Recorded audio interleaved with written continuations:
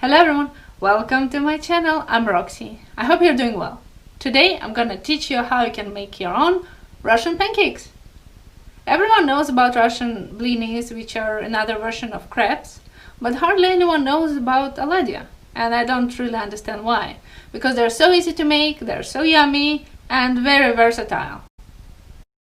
This is the final result, and that's how it usually looks. You can go for typical American round shape or go with this easy one.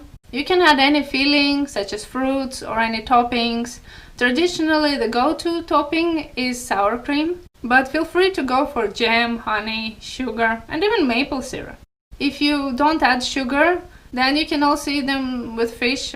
They can be eaten both hot and cold, although I recommend eating them right away. And you can keep them in the fridge for a couple of days, they're not gonna go bad.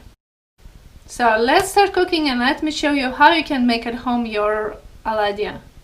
And if you like this video, please subscribe and hit the notification button.